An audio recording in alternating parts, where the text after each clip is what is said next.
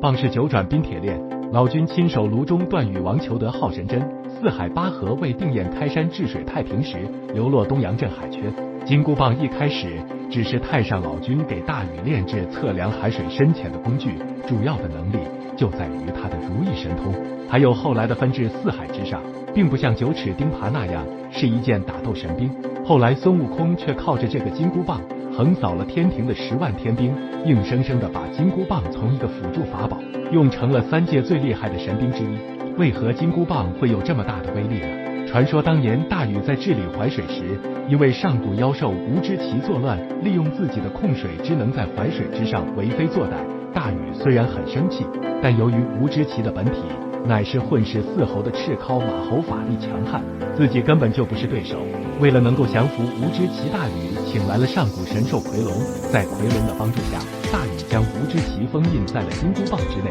在经过数百年的封印，金箍棒同化了无知奇的力量，从一件辅助的法宝一跃成为了3界中有名的神兵利器。名气最大的虽是九齿钉耙，威力最大的确是如意金箍棒。原著中，孙悟空一棒就打折了巨灵神的宣花板斧，大闹天宫时更是如虎添翼，举棒掀翻北斗宫，回首震开南极院。金箍棒除了变大变小外，还有其他隐藏功能。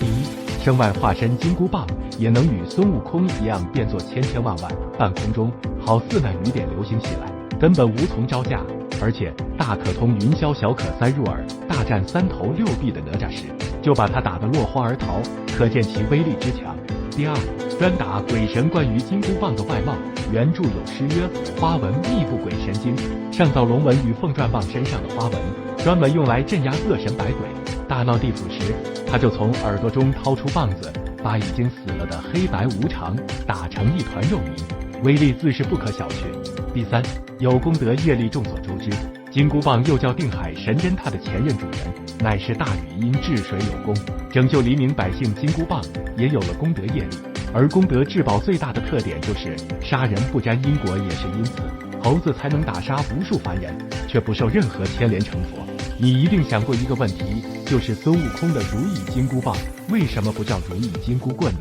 打狗棒法为什么叫打狗棍法也行呢？原始社会当人类还是猴的时候，应该就可以剪根树枝当棍使用了吧，所以棍棒应该算是最古老的武器之一了。那么孙悟空的武器到底应该叫什么呢？在人类古代就有对棍和棒的明显划分，古语有云：其胸为棒，其眉为棍，所以在影视剧看到的版本中，孙悟空的武器都过眉毛，应该叫如意金箍棍。还有就是所谓的棍是指上下一样粗，而棒则是上粗下细，或者上扁下圆，再怎么看金箍棒都是根棍子，不是棒子。从兵器的种类来说，孙悟空使用的兵器属于古武当中的行者棒。所谓行者棒，就是在棒的两端各安装一个铁箍或铜箍，从而提升棒在打击时候的伤害，即是棍的形态，又叫棒的名字。这时候是不是你也困惑了呢？它到底应该叫什么呢？在古籍《武备志》中得到了答案。书中记载，棍棒一也，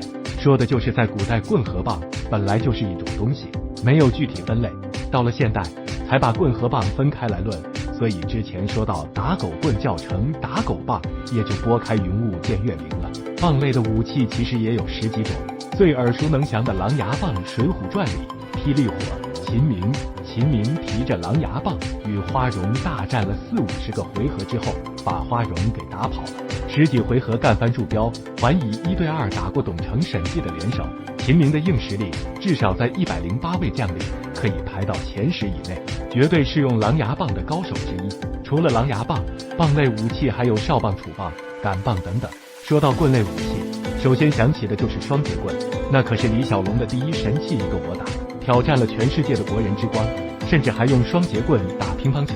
双节棍却不是李小龙发明的，发明双节棍的人还需要说起抗倭英雄戚继光。那时候发明这种武器是专门用来打马腿的，称之为大盘龙棍。小盘龙棍它能十分有效地抑制骑兵的冲锋，给骑兵来一个人仰马翻。近代才被李小龙等武者发扬光大，也由之前的一端长一端短演变成了两端一样，常成为了一代神器。棍子里有3节棍、大棍、流星棍等等。由于棍和棒的历史非常久远，还是普通老百姓就能接触到的常用工具，所以种类非常多，不像铁器，在历史上有着兴衰和变迁。各位读者朋友，还知道哪些棍棒武器呢？欢迎评论区留言。